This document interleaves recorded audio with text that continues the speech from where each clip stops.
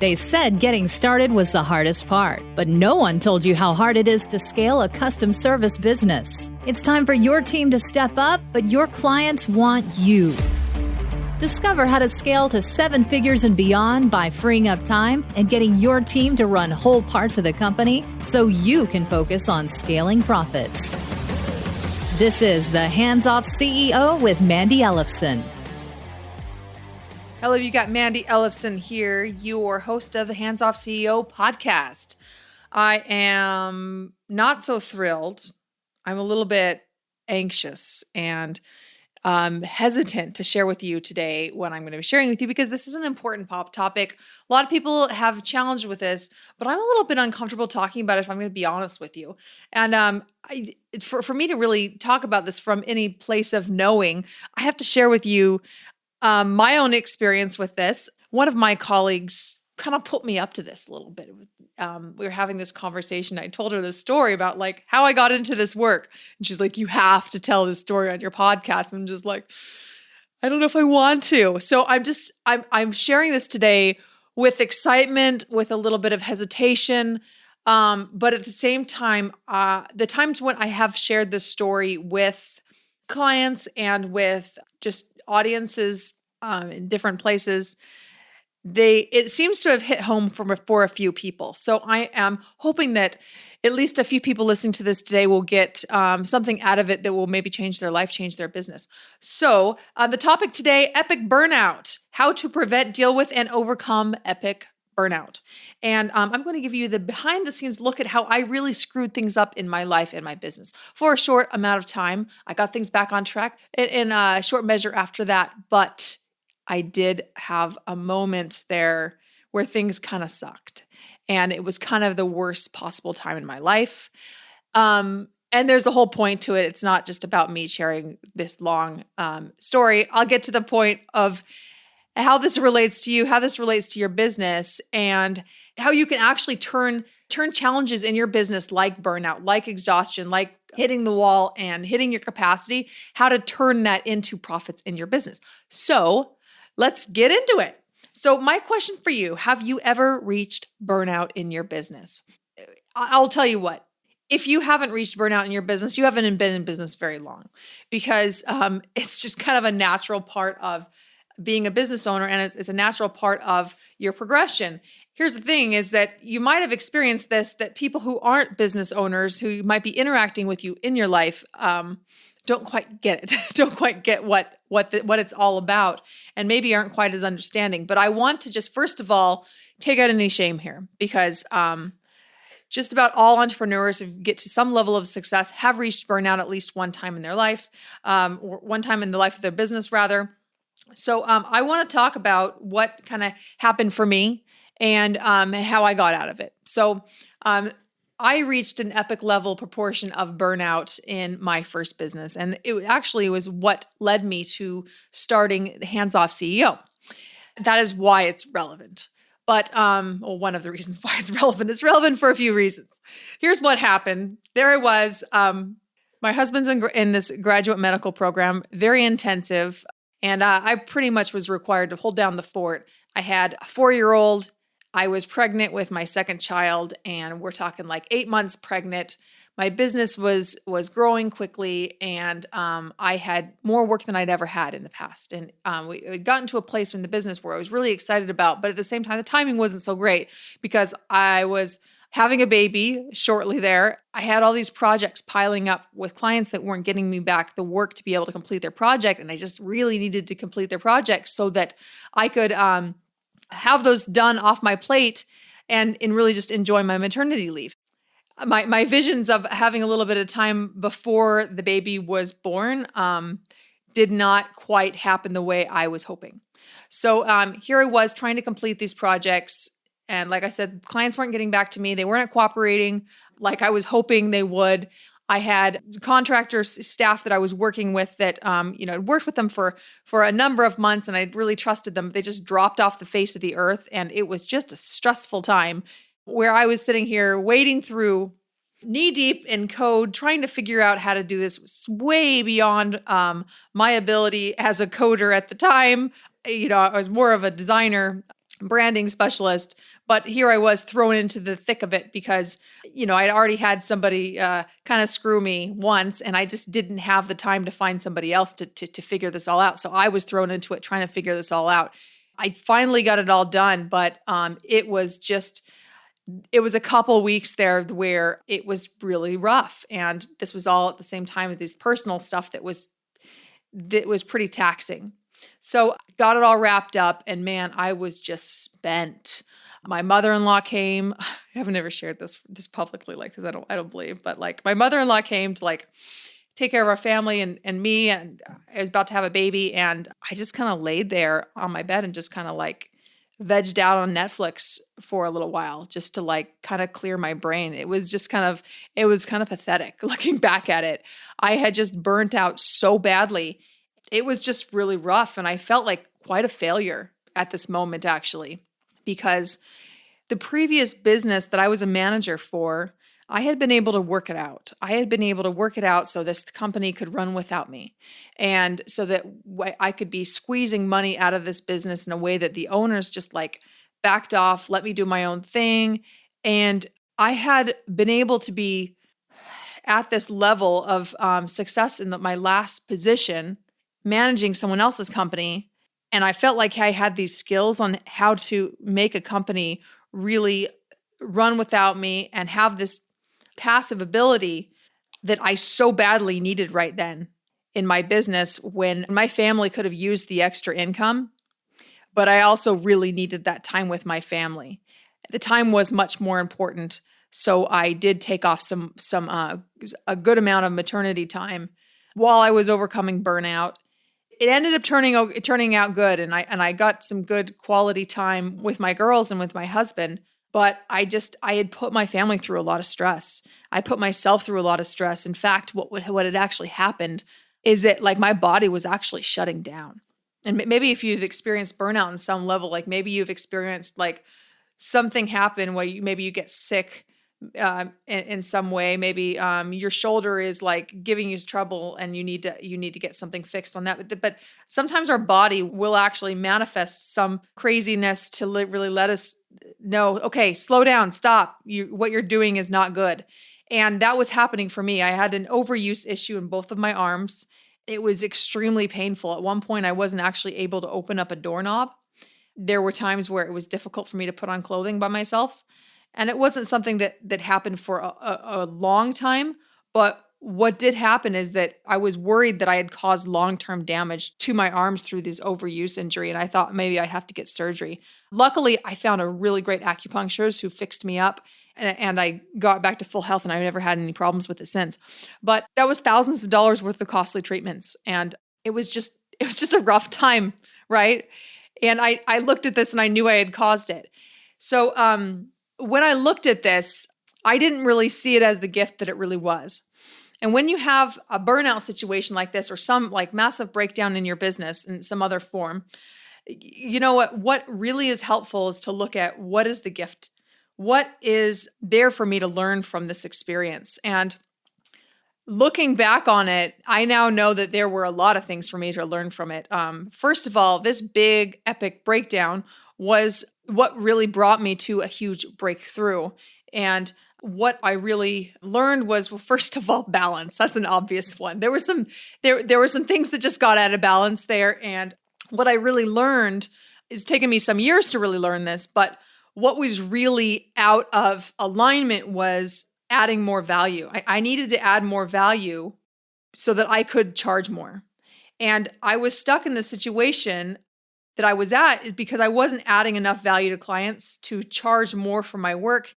And so I wasn't able to charge enough for the work. I mean, I was charging a good amount, but it wasn't enough to be able to pay really good quality staff and also make a profit.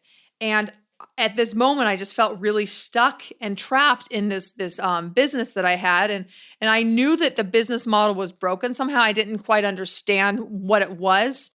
I didn't really know the way forward. You know, I'm a bit of a stubborn person. And when I find something that I don't quite understand, I've got to figure it out. So what it did is it led me on this quest to understand this problem of why was I able to make this company run without me that I had managed before, but I wasn't able to do that with my own company. What was missing there? I went all in on researching this problem. And what started to happen is I was starting to help people in new and exciting ways that was really charging me. And it was just so much fun. And in that moment, what happened is I just really found a deeper calling for myself. Those were some of the gifts that I experienced from that. If you've been in burnout, or maybe you just been really overwhelmed, I'd like you to ask yourself, what was the lesson in it? What could you learn from that experience? What did you learn from that experience? And really see that for what it is. So the thing is it's really easy to look at that situation and to be judgmental of yourself and be hard on yourself and say, oh, I screwed it up. You know what? I ruined things for my family. I caused all this stress, whatever else comes along with that. But really at this point, to move past it, what I found is you just get yourself some space and perspective. And maybe it's talking to someone else. Maybe it's just like shelving things for a little bit. Maybe it's getting some perspective in the way of just really stepping out of your business as much as you can for a little while. Maybe it's for a couple weeks. There was a time in my business where I just stepped out a little bit, and I kept on working with some clients, but I stepped out and just focused on doing ceramics because I just felt like there was a deeper meaning that I was looking for that it hadn't quite hit me. And I really was searching for it. And me taking some space back from it, it allowed me to like really go in full force after that. And after that moment, it was really incredible because I actually had attracted some clients in right at this moment afterwards where I really felt like it was meant to be that we connected. Like there was one woman, I'm not going to say who it was because this is a confidential thing, but we worked together for about 6 months, and we went from her business basically breaking even and not her being able to pay herself. It was a company approaching $1 million in revenue a year. In a very short amount of time, immediately being able to pay herself almost a 6-figure income. But on a deeper level, what happened is 6 months, she was able to actually implement the whole Scale to Freedom system in her business. And then the company was able to run completely without her. It was just, it happened so quickly for her, and it was really exciting. And something tragic happened, and there was a death in her family, and actually her husband died.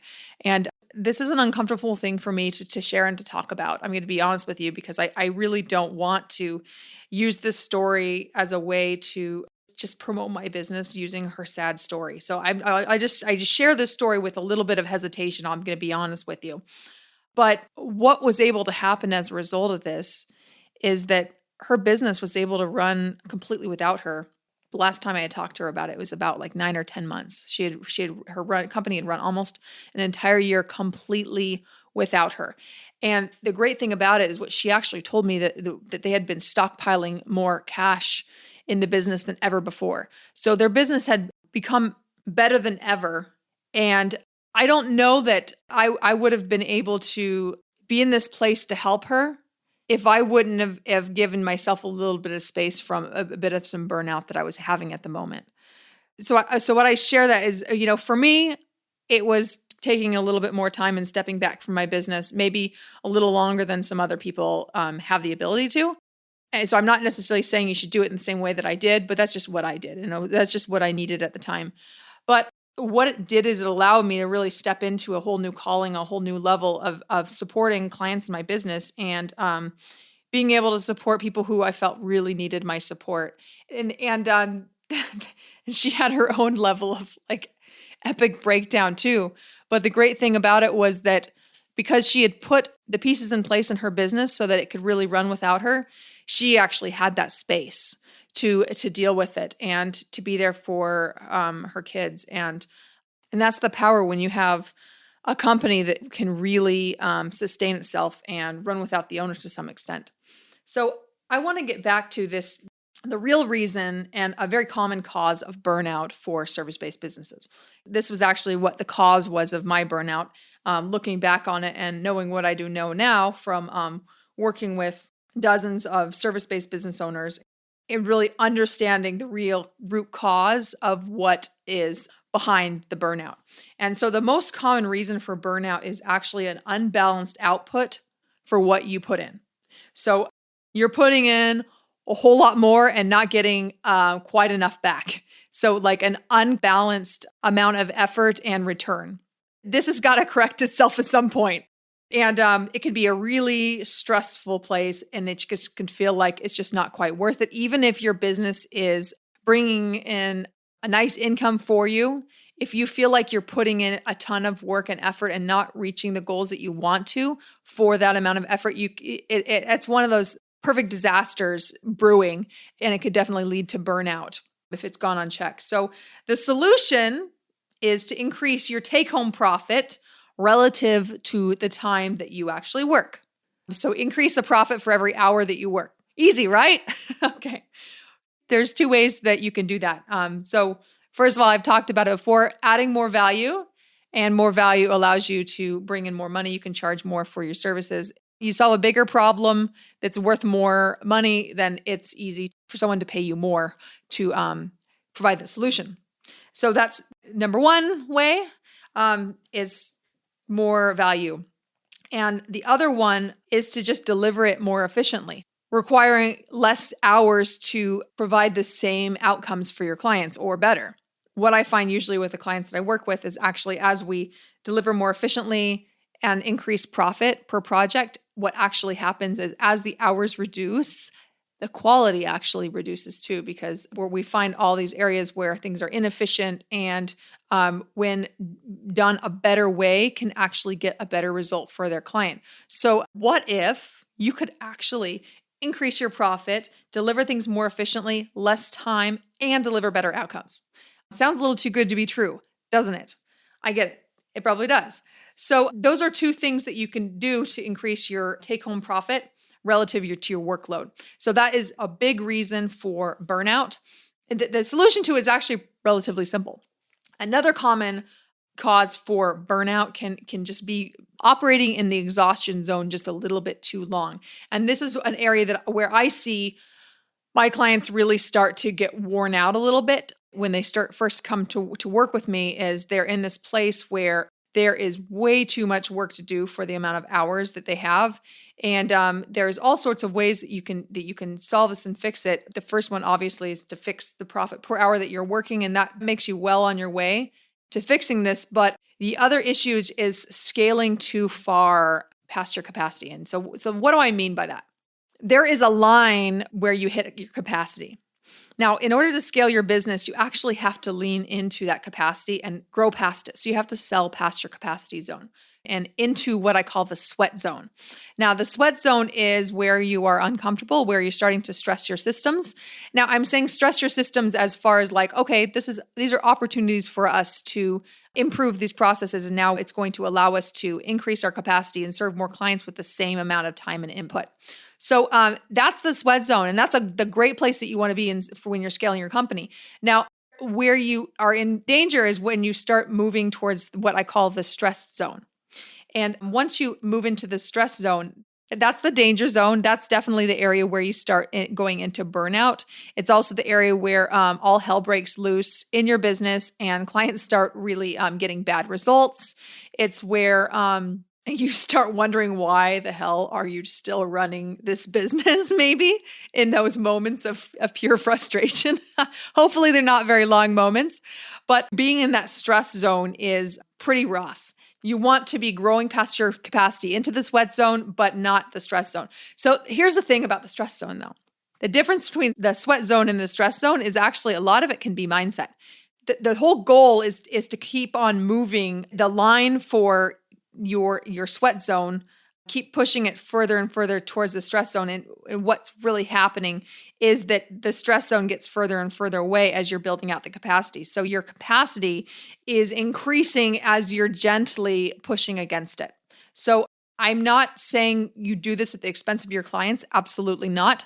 Because what really should happen as you're scaling, what it's going to be putting some pressure on yourself, your team, your systems. It's going to put a little bit of pressure to perform better. And what happens there is it's going to force you to be more efficient. It's going to force you to find more efficient pathways to accomplish the same or better results. So it's really a beautiful place to be at, but you have to be aware of where you're at between the sweat zone and the stress zone, and be looking into consistently upgrading your systems so that you can continue to increase your capacity. And this is something that you'd want to do with your team, by the way. You really want your team to be helping you build out the capacity. You have to direct it, though.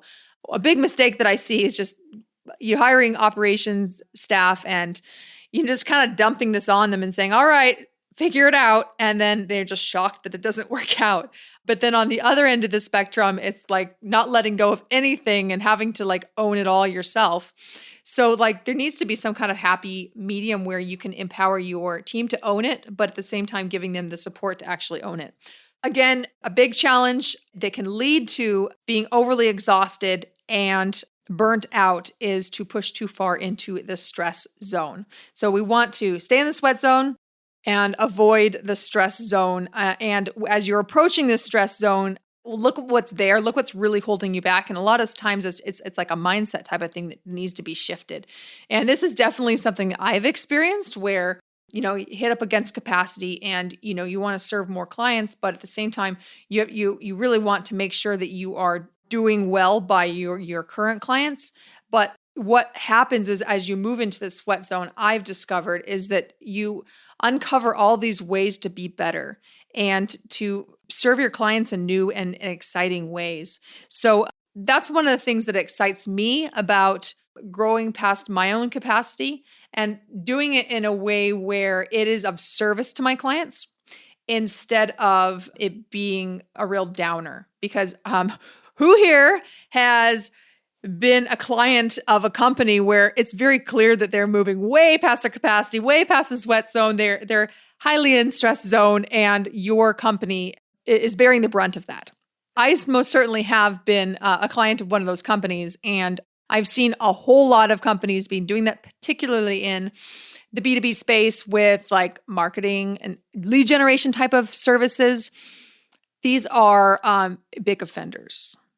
And it's no wonder because when you are, if you're really good at it, you're basically selling money and people are knocking down your door to buy the money machine that you're going to create for them. So that's why it's really important, though, to have a strategy for how you're going to be scaling your business so that you can avoid the burnout, so that you can really use that, leverage it to get better outcomes for your clients, to leverage it to increase profit in your business, and to leverage it to really increase the impact that you're making in the world. And that's really why I decided to share that story with you today, even though it's a little bit uncomfortable to share, like I've mentioned. But I know that when I do share that story, there are a few people that are moved by it. Another one of the gifts that came out of me having this burnout was around some of that research and the testing I was talking about. And out of that came a process that I now call Find Time Now. It's a guaranteed process to find 10 extra hours per week for an entrepreneur to spend to grow their company. So what I've done is put together this Power Hour planner, and it's a daily and a weekly planner, the PDFs that you can print up and then actually put it on a clipboard and use it every day. Someone just emailed me last week to tell me that they have been able to get 2 extra hours. They were able to save 2 extra hours a day by using these planners. And that it's completely changed everything for them just by using these planners. I mean, I didn't work with this guy one-on-one at all. I exchanged like 1 or 2 emails with him, and he was able to take the planners without like any instruction at all, and then just immediately start putting them in place in his business and save a great deal of time. So if you want these planners, I am going to give them away to you for free. I don't know how long I'm going to be offering these for free, honestly, because this is something that I give my clients as part of our program, but I am going to give them away for free for right now. If you go to handsoffceo.com/power hour, just all together one word, handsoffceo.com/power hour, It'll be in the show notes. Then you can go and download these Power Hour planners and be able to find a lot more time to be able to focus on the things that matter in your business, like growing your company, like producing better results for your clients, and just doing whatever other things that you need to do to grow your company. This is Mandi Ellefson, host of the Hands Off CEO podcast, signing off. If you are enjoying the show, please do us a favor. Go to iTunes and leave us an honest review. We would love to hear your feedback. Also, reach out to me over email, Mandi@handsoffceo.com, Mandi at handsoffceo.com. If you have any requests for upcoming episodes, this episode was brought to you by a request of one of our listeners. So I look forward to more requests like that and providing a ton of value so you can continue scaling to freedom, increasing your profits, and having a fantastic business and life. Thanks for listening to this episode of the Hands Off CEO with Mandi Ellefson. If you want to work less and make more, make sure you subscribe and get a new episode every week, and help spread the word by leaving a review.